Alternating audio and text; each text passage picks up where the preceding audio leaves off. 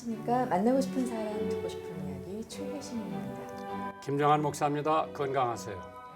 다윗은 시편 139편에서 이렇게 고백합니다. 내 형질을 이루기 전에 주의 눈이 보셨으며 나를 위하여 정한 날이 하루도 되기 전에 주의 책에 다 기록이 되었나이다. 우리 인생의 시작과 끝을 하나님은 한눈에 보고 계십니다. 지난날의 과거도 오늘 일어나고 있는 일도 저 멀리 미래까지도요. 하나님은 다 보고 계시며 알고 계십니다. 같은 시편은 또 이렇게 말합니다. 하나님이여 주의 생각이 내게 어찌 그리 보배로우신지요. 그 수가 어찌 그리 많은지요. 내가 세려고 할지라도 그 수가 모래보다 많도소이다. 내가 낄 때에도 여전히 주와 함께 있나이다. 아멘. 하나님의 도우심이 필요하신가요? 하나님의 인도하심이 갈급하신가요? 오늘도 주님이 우리를 붙드시고 또 우리의 힘이 되어주심을 고백하는 그런 하루가 되셨으면 좋겠습니다. 우리가 늘 이렇게 고백하는 믿음이 필요할 것 같습니다. 목사님. 그 인생하면 70년, 기름은 80년이라고 했는데 우리가 초등학교 다닐 때, 중학교 다닐 때 왜 이렇게 시간이 늦게 가나 많이 생각을 했을 텐데 이제 80이 넘으니까 왜 시간이 이렇게 빨리 가나 인생이라고 하는 것이 사람들 생각하기에 달렸는데 여기 시편에 참 보면 주님의 생각하고 내 생각하고는 하늘과 땅 차이죠. 내 하루는 주님의 천년 같고 주님의 하루는 우리의 천년 같다고 했는데 우리가 하루하루가 중요한데 우리는 항상 내일에 더 좋은 일이 있을 거다, 내일에 더 나은 일이 있을 거다 그러는데 오늘 하루가 제일 중요하지요.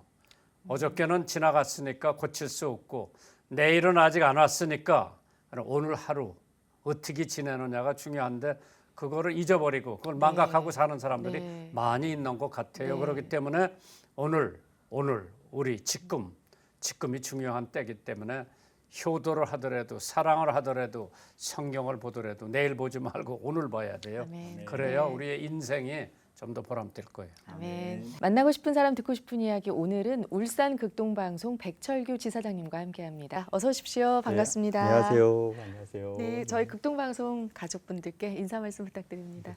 안녕하세요. 울산 극동방송 백철규 지사입니다. 만나고를 통해서 이렇게 청취자분들 뵙게 돼서 주님 안에서 큰 영광이고 또 큰 기쁨이 되는 것 같습니다. 이 시간 부족한 종의 입술로 또 울산 극동방송 사역에 대해서 함께 나누고 또 제 작은 간증을 할 텐데요. 주님 안에서 또 좋은 시간이 되었으면 좋겠습니다. 울산 극동방송 몇 년 됐어요? 18년 됐습니다. 오래됐네요. 네네, 2002년 2월 25일 날 개국을 근데 했어요. 백 지사장은 거기 간 지가 한 2년 넘었죠? 네, 2년 5개월째 사역을 하고 있습니다, 목사님. 근데 이제 울산에 가보니까 대한민국에서 제일 잘 사는 동네가 울산이라고 그러는데 네네, 목사님. 한번 울산에 대해서 우리 청취자들한테 네. 얘기를 한번 해주세요. 네, 울산은 다들 아시다시피 1인당 GNP가 가장 높은 도시입니다. 또 부자 도시고요, 또 경제 도시고 제2차 산업 도시입니다. 근데 이제 코로나19가 지속됨에 따라 얼마 전에 신문에 나는데요. 전국 17개 시도 중에 가장 경제적으로 타격을 받은 이게 도시가 됐다고. 근데 울산이 그렇게 GNP나 뭐 여러 가지 높은 이유가 뭐예요? 무슨 회사가 거기 있어요? 네, 현대 자동차가 있고요. 현대자동차. 또 현대 중공업이 있고요. 또 칼텍스들이 거기 많이 이제 있습니다. 현대 중공업이라고 하면 배 만드는 회사죠. 네, 조선 회사죠. 네. 근데 그런 게 수주가 안 되니까 네. 타격이 많이 오고 네, 맞습니다. 목사님. 또 그러면은 다른 데로 이사 가는 사람도 있고 이사 오는 사람도 있는데 네. 그 기독교 분포는 어떻게 돼요, 울산이? 네. 사실 울산이 전국에서 불신자율이 가장 높은데요. 한 8% 정도 됩니다. 네. 지금 그러면 코로나로 타격이 큰데 네. 저희 방송 선교에도 좀 영향을 미치고 있을 것 같은데 네, 어떤가요? 맞습니다. 사역을 하다 보면 또 극동방송을 듣고 많이 사랑해 주시는 분들이 많으세요. 근데 전파 선교사를 해지하겠다고 직접 전화하신 분들은 극히 드문데요. 통장에 잔고가 없어서 전파 선교사를 하고 싶어도 못 하시는 분들이 이렇게 경제가 어려워서 많이 생기는 것 같습니다. 그런데도 참 은혜가 되는 건요. 얼마 전에 문자 한 통이 목사님 왔습니다. 근데 어떤 분이 그 직장을 잃어서 직장을 위해서 기도를 하고 있었는데요. 저희에게 기도 요청을 했습니다. 그래서 저희가 중보기도도 하고 또 방송에 소망의 기도도 이렇게 했는데요. 그분이 서울에 좋은 직장을 잡았다고 이렇게 하면서 극동방송의 힘이라고 하시면서 첫 번째 월급을 다 헌신해 주셨어요. 그게 불과 일주일 전에 그런 또 사역 열매가 있었습니다, 목사님. 예. 그러면은 우리 백 지사장이 극동방송에 입사한 동기는 어떻게 해서 입사를 했어요? 네, 제가 입사한 동기는요. 대학교 4학년 때인데 형이 전화가 왔습니다. 대전 극동방송에서 엔지니어를 뽑는데 한번 극동방송에서 사역을 좀 해보는 게 어떠냐고 이렇게 얘기를 하는 거예요. 그때 형은 MBC의 청와대 기자로 그렇게 근무하고 있었어요. 근데 소원이 사실 MBC에 가지 않았으면 극동방송 가는 거였습니다. 근데 네가 내 소원을 좀 이뤄달라고 그리고 극동방송에서 사역을 동생이 하면 너무나 기쁠 것 같다고 그렇게 얘기를 했고요. 극동방송을 형이 고등학교 때부터 너무 좋아해서 1989년에 대전극동방송이 이렇게 개국을 했는데 거기 자원봉사를 고등학생이 그거 갔다 오고 항상 집에 그 작은 라디오가 하나가 있고 형하고 같은 방을 썼었거든요. 그 극동방송을 그렇게 틀어놨습니다. 그래서 극동방송을 잘 알고 있었고 이렇게 기회가 됐을 때 형이 극동방송에서 그 복음을 전하는 기관이다. 네가 사역을 거기 가서 했으면 좋겠다 이렇게 말을 했고 사실 그때는 제가 대학교 4학년이기 때문에 처음이었기 때문에 직장에 대해서 생각은 안 하고 있었는데 형 소원 한번 들어주자 이렇게 생각해서 또 이렇게 입사를 하게 된 것 같습니다. 네. 근데 후회는 안 하고요. 후회 안 합니다, 목사님. 그러면 부모님들은 뭐 예수 믿는 분들이에요? 네, 아닙니다. 저는 믿지 않는 가정에서 이렇게 태어났는데요. 이것도 형이 초등학교 제가 한 3학년 정도 되던 때의 일이었던 것 같아요. 이렇게 자고 있는데 새벽 4시 반 정도에 저를 깨우는 겁니다. 그래서 제가 이제 새벽에 일어났죠. 근데 형이 어디에 갈 데가 있다고 이렇게 손을 붙잡고 나가는 거예요. 근데 겨울이어서 새벽 4시 반에서 5시 사이가 어두웠어요. 이렇게 깜깜했는데 간 곳이 그 젓갈로 유명한 강경 아시죠? 그 강경에 있는 교회였었습니다. 근데 그때는 교회가 이렇게 앉아서 이렇게 의자에 앉아서 예배를 드리는 것이 아니라 바닥에 앉아서 이렇게 방석에 드리는데요. 제가 초등학교 3학년이 처음 교회를 갔는데 막 찬양을 부르고 막 기도를 하시고 막 말씀을 하는데 너무 무서운 거예요. 근데 그래서 이제 형한테 너무 무서워서 집에 빨리 가고 싶다고 왜 여기 왔냐고 이렇게 하니까 형이 제 손을 딱 잡으면서 그때 형도 초등학교 6학년이었어요. 초등학생이었는데 형이 그러는 거예요. 너 지옥 무섭지? 지옥이 어때? 이렇게 얘기를 한 거예요. 무섭지. 그러니까 지옥 가기 싫으면 여기 교회에 나와야 돼. 그리고 하나님을 믿어야 돼. 그래서 제가 처음 예수를 믿게 된 것은 새벽 예배 그때였던 것 같습니다. 사실 나중에 안 사실인데 그 주일 학교에서 이제 새벽 예배 얘기를 했나 봐요. 근데 형이 그걸 듣고 이제 혼자 가기 무서우니까 저를 이렇게 끌고 간 건데 그게 믿음의 씨앗이 된 것 같습니다, 목사님. 그런데 아직 부모님 안 믿는 가운데 믿었는데 지금 부모님들은 아직도 안 믿으세요? 지금 믿고 계시죠? 지금? 네네, 믿고 계십니다. 네. 그러면 자녀는 몇 분을 뒀어요? 예, 지금 딸 둘 있습니다. 딸 목사님. 둘? 네. 아들은 없고요. 네, 목사님. 첫째가 지금 몇 살인가요? 네, 첫째가 이제 중학교 1학년이고요, 14살입니다. 네. 근데 아이가 아플 때 네. 뭐 중보기도도 많이 하고 네. 어디가 아팠어요? 네, 목사님 제가 이제 대전 극동방송에서 이제 사역을 시작했는데요. 또 결혼을 하게 되고 이제 우리 첫째 딸을 우리 와이프가 임신을 해서 이렇게 출산 날이 됐습니다. 그 분만실에 제가 이렇게 들어갔는데 이제 그 광경을 지켜보는데 아기가 이렇게 탁 나온 거예요. 근데 우리 첫째 딸이 나왔는데 울지를 않는 겁니다. 아기가 나오면 울어야 하는데 울지를 않는 거예요. 그러니까 간호사가 갑자기 아기를 이렇게 들어앉을 때 거꾸로 잡고 엉덩이를 때리는 거예요. 예. 그런데도 울지를 않는 겁니다. 근데 그 시간이 한 2분 정도 지났는데 그 이제 소아과 의사 선생님이 이게 들어오셔서 아기를 보더니 이렇게 쇠꼬챙이 같은 호스를 그냥 그 신생아에 막 이렇게 쳐 넣는 거예요. 그 다음에 아기가 울기 이제 시작하는 겁니다. 네. 그 장면을 보고 앞이 새카매지고 무슨 일이 크게 일어났구나 이런 생각이 들었어요. 그래서 이렇게 지나고서 의사 선생님이 저에게 이제 잠깐 얘기 좀 해야겠다고 이렇게 네. 부르는 거예요. 근데 의사 선생님이 처음 하는 소리가 아기가 안 운 것은 그 아기가 태어날 때 엄마의 태변을 조금씩은 먹는데 이 아이는 너무나 많이 먹어서 기도가 다 막혀서 그 2분 동안 산소 공급이 안 된 겁니다. 네. 아버님. 그러면 기형아가 될 확률이 너무나 이게 크게 됩니다. 이렇게 말을 하는 거예요. 그 얘기를 듣고 정말 모든 게 무너지는 네. 느낌이었어요. 사실 어떤 생각이 들었냐면 극동방송에서 사역을 열심히 하고 있고 그 순간이 됐을 때 하나님이 너무나 원망스럽더라고요. 네. 하나님 어떻게 차라리 저를 아프게 하시고 애기한테 이렇게 힘든 고난을 주십니까? 그렇게 원망을 했는데 그 한 10초가 지났는데 제 입에서 그 원망은 다 사라지고 하나님 살려주세요. 하나님 살려주세요. 제발 하나님 살려주세요. 그 얘기밖에 네. 안 나오더라고요. 그 순간은 의사 선생님을 의지할 수도 없고 부모님을 의지할 수도 없고 하나님밖에 없었습니다. 참 지금도 감사한 것은 대전극동방송 직원들이 그렇게 어려움을 당했을 때 이제 몇 달 동안 인큐베이터에 들어가 있었거든요. 네. 근데 그때 그 달 동안 아침 채플에 같이 중보 기도를 항상 해줬고요. 어떤 직원은 그 병원에 와서 벽을 붙잡고 매일 기도를 했습니다. 네. 그런 기도의 힘에 입어서 정말 기적이 일어났어요. 아기가 아무런 이상 없이 태어날 수 있었습니다. 네. 목사님. 걔가 지금 중학교 학생이 된 거예요? 네네, 목사님. 지금은 그러면 어떻게 좀 건강한가요? 네, 그렇게 이제 태어나서 그 초등학교 이제 2학년까지 건강하다가요. 제가 이제 기술국 책임자로 대전에서 중앙사 이제 기술국 책임자로 발령이 났습니다, 목사님. 근데 그때 한 달 정도 됐었는데 아기가 머리가 어지럽다고 이제 대굴대굴 굴른 거예요. 그래서 이제 또 병원을 갔는데 빨리 서울대병원에 가보면 좋을 것 같다고 이렇게 말을 해서 서울대병원에 갔는데 뇌 MRI를 찍었는데 뇌혈관 기형이라는 이렇게 병명을 받게 됩니다.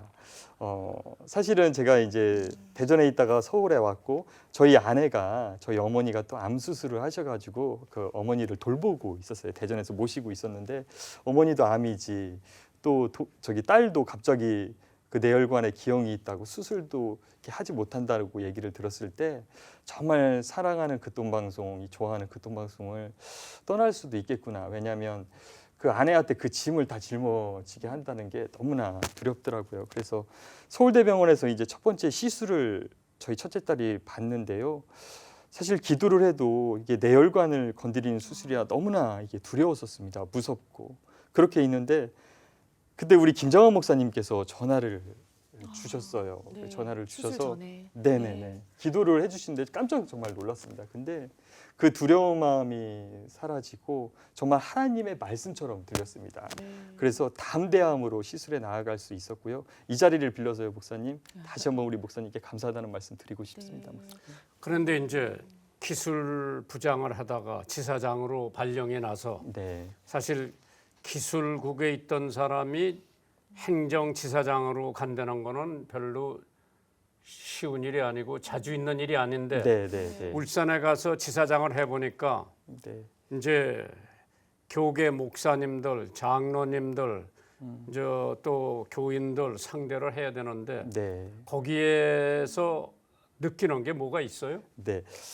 먼저 목사님, 이제 우리 극동방송에 가장 큰 장점이 있는 것 같습니다. 제가 대전 극동방송에 엔지니어로 입사를 했지만 다른 방송사에 입사를 하면 엔지니어로 하면 거의 엔지니어에서 엔지니어로 끝마치죠. 끝마치죠. 근데 제가 엔지니어로 이렇게 들어갔지만 총무일도 할 수 있었고요. 또 행사 업무도 할 수 있었고 또 양육 업무도 할 수 있었습니다. 그리고 또 방송 업무도 할 수 있었고요. 그런 기회를 가진다는 게 큰 행복이었고 그런 기회로 지금 울산 극동방송 지사장으로 이렇게 사역을 감당하는데 많은 도움이 또 되는 것 같습니다. 그리고 제가 지사장 갈 때 이렇게 하나님이 주시는 말씀, 내게 능력 주신 자 안에서 내가 모든 것을 할 수 있느니라 그 말씀을 갖고 가서 너무나 부족하고 너무나 미약하지만 겸손하게 또 성실하게 정직하게 잘 감당해야겠다는 마음으로 갖고 갔습니다, 목사님. 네. 그러면 이제 방송국에 입사해서 결혼을 했어요? 입사 전에 했어요? 아, 입사 후에 결혼을 했습니다. 어디서 만났어요? 네, 제가 군대에 제대하고요. 친한 누나가 대학교 막 입학한 동생이 하나 있는데 만나보는 게 어떠냐고 해가지고 이렇게 만났는데 그게 저희 몇 년 아내가 만났어요? 되어서 8년 정도 이렇게 오래 만났어요. 교제를 했습니다. 네. 그 8년 만나 보니까 결혼해도 되겠다. 예수 믿는 처녀였어요? 예수를 안 믿는 처녀인데요. 그래요? 만나자마자 네. 대학교 네. 1학년 때 제가 전도를 했습니다. 그래서 저를 만나려면 네. 교회에 다녀다가 뭐 순종을 바로 하더라고요. 네. 그래서 네네네. 강경에서 예수 안 믿는 가정에서 이제 8년 동안 했는데 네. 그 집에서 결혼을 반대 안 해요? 예, 반대 안 하셨어요. 참 신기한 게요. 제가 고향이 강경이거든요. 근데 저희 네. 아버지도 이제 교육자시였는데 강경에서 생활을 하셨는데 그 나중에 안 사실이지만 다 이렇게 아는 가족들이더라고요. 고부 갈등은 없고요.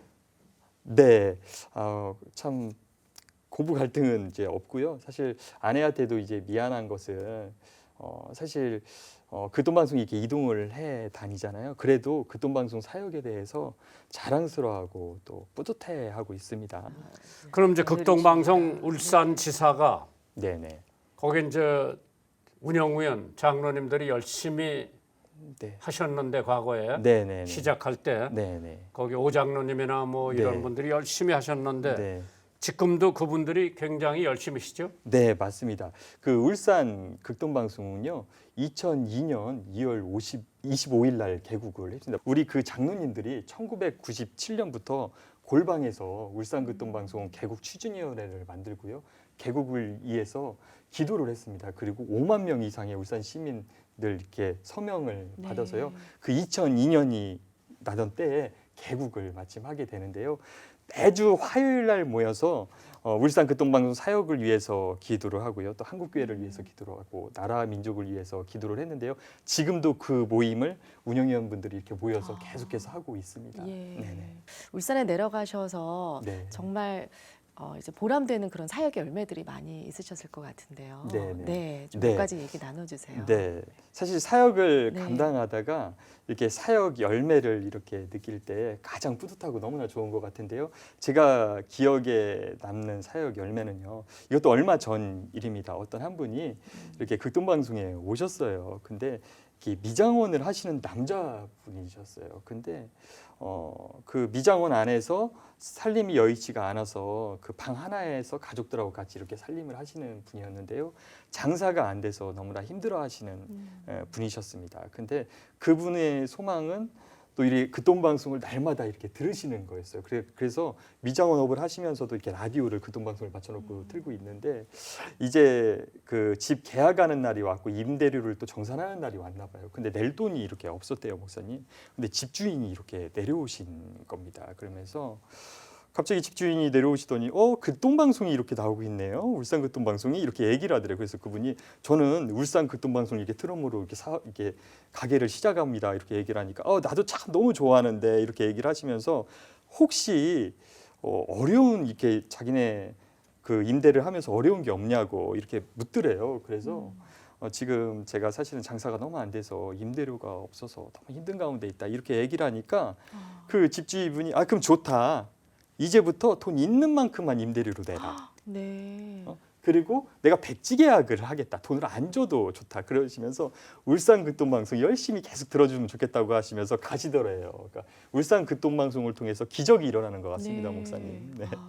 아니 그래서 그 미장원이 지금 좀 잘 돼요? 네, 지금은 좀 잘 되고요. 그분이 오셔서 너무나 감사하다고 전파 선교사도 가입을 해주셨습니다, 네. 목사님. 네. 나라사랑 축제도 되게 크게 또 하셨었잖아요. 네, 제가 울산 극동방송에 이렇게 발령을 나서 이제 첫 번째 맡은 사역이 나라사랑 축제였습니다. 2달 남겨놓고 이렇게 갔는데요. 그때 동천체육관이 한 5천 명 정도 들어가는 체육관이었습니다. 그리고 이제 월요일 날 하는 거기 때문에 사실 걱정을 많이 했어요. 근데 기도로 나갔고 또 담대하게 나아갔는데요. 그날 한 6천 명 정도 그 복도까지 꽉 차고요.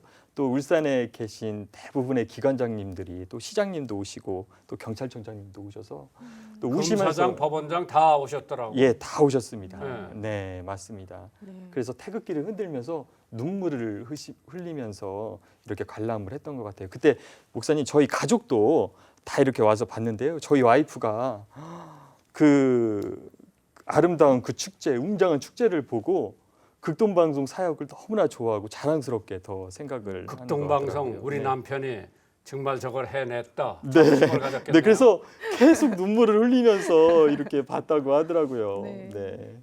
그래서 그때 이후로 반찬이 달라졌습니다. 네. 그러면 이제 울산서 사역을 했다. 앞으로 울산 사옥이 몇 년 됐어요? 울산 사옥이요. 한 30년 이상이 네. 넘어서 건물이 많이 노후됐죠. 네. 그것도 아마 다시 짓는 게 좋지 않을까 생각도 해봤는데 예. 지사장은 어떻게 생각해요? 예, 맞습니다. 그 목사님 저희 그래도 그 울산에서 가장 번화한 시가지에 198평이 대지가 됩니다. 그리고 옆에 또 저희가 주차장을 샀는데 그 평수가 120평 정도 돼요. 합치면 320평 정도가 되거든요. 그래서 울산을 대표하는 복음의 터전, 울산 극동방송을 새로 지으면 너무 좋을 것 같다는 생각이 듭니다. 근데 거기 가보니까 엘리베이터가 좁더라고. 맞습니다. 두 네. 대가 있는데요. 좀 좁죠. 그거 옛날 옛날에 만드는 엘리베이터라고 그렇죠? 네네, 맞습니다. 목사님. 네. 그러면은 지사장으로 있으면서 이제 울산 경제가 어렵고 힘들 때에 어떻게 해야 자립이 더 되고 또 그 지역에 울산보다 조금 떨어져 있는 지역에 복음이 안 들리는 곳이 있는데 그런 데는 어떻게 해야 복음이 들려요? 지금 이제 방송 권역으로는 울진, 언양, 부산, 기장까지 들리고요. 또 출력이 높습니다, 목사님. 그래서 3kW로 지금 107.3MHz로 이렇게 나가고 있거든요. 특별히 이제 경제적으로 어려워하시는 우리 전파 선교사님들이 계셔서요. 특별히 직원들이 3시가 되면 모든 전 직원이 이분들께 또 팔로업을 합니다. 벌써 3,000분 이상 저희가 전화를 직원들이 드린 것 같은데요. 네. 이분들과 또 삶의 얘기도 나누고요. 또 극동방송 사역에 대해서 또 얘기하기도 하고 또 기도 제목도 받아서 그걸 또 방송에 이렇게 네. 내고요. 또 방송 가족을 소개합니다. 거기도 이렇게 보내드리고 또 저희들이 필요하신 분은 또 위로 책자, 큐티 책자도 이렇게 드렸어요. 근데 직접 방송 아나운서가 이렇게 전화를 하고 하니까 너무나 좋아하세요. 그리고 감동이 된다고 말씀을 하시고 네. 어려운데도 그래서 전파 선교사를 더 가입하시는 분들도 네. 많이 있고요. 또 그 사역 열매들을 이렇게 보고 저희 직원들이 더 감동을 많이 받는 것 같습니다.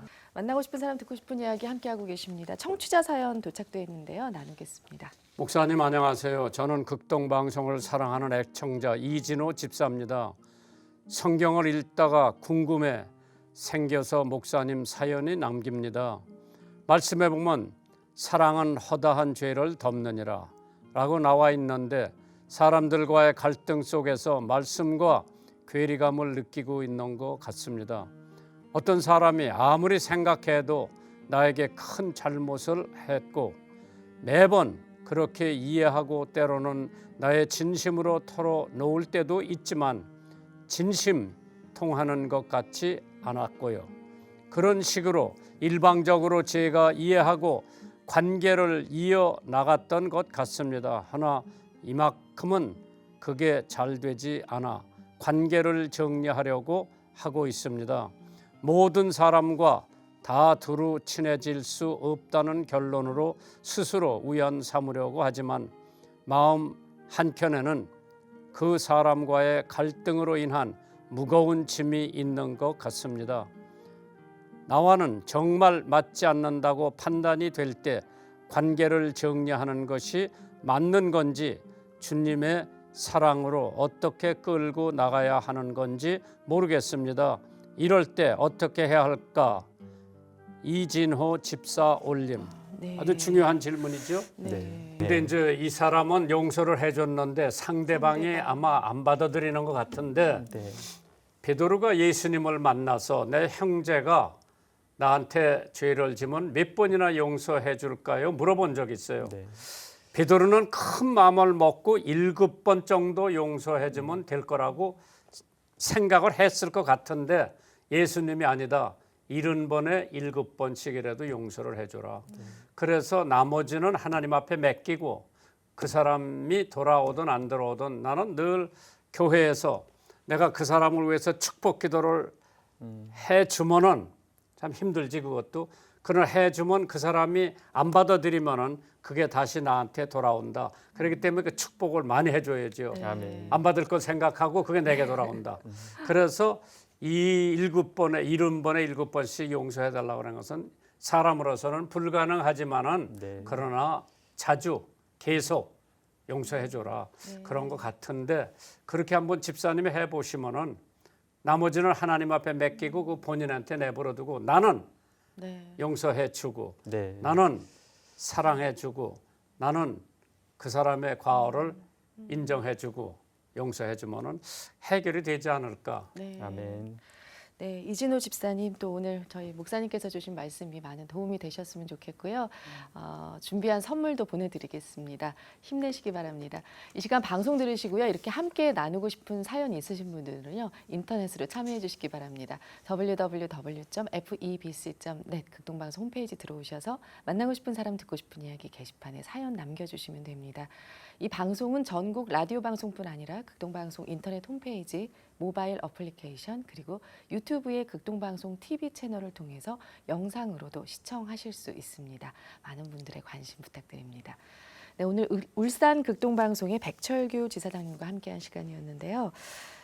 마지막으로 또 비전 또 개인적인 기도 제목 있으시다면 나눠주시기 바랍니다. 네. 어느 날 울산 극동방송에 한 문자가 왔습니다.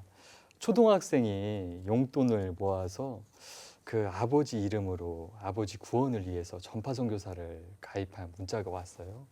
그리고 얼마 전에 또 전파선교사 생방송을 했는데요. 그분은 극동방송을 너무나 사랑하시는 분이었습니다. 근데 목돈을 헌금하고 싶은데 가진 돈이 당장 없으신 거예요. 그래서 당신이 생각한 것이 타고 다니던 중고차를 파셔가지고 그 다음날 헌금한 분도 계셨습니다. 이분들이 극동방송에 바라는 게 뭔지 압니다. 오직 복음이고 오직 예수죠. 부족하지만 저를 비롯해서 울산 극동방송 직원들 오직 복음을 전하고 오직 예수를 전파하는 사역에 충성을 다하고 또 최선을 다하겠습니다. 또 이 자리를 빌어서 울산 극동방송 사역에 큰 밑거름이 돼주신 우리 오차출 장로님, 항상 형처럼 옆에서 보살펴 주시고 아껴 주시는 우리 서상천 위원장님, 또 운영위원분들, 우리 청취자분들 사랑하고 축복합니다. 감사합니다. 네, 만나고 싶은 사람 듣고 싶은 이야기 여기서 마치겠습니다. 한 주간도 주님 안에서 평안하시길 바랍니다. 다음 주 이 시간에 다시 찾아뵙겠습니다.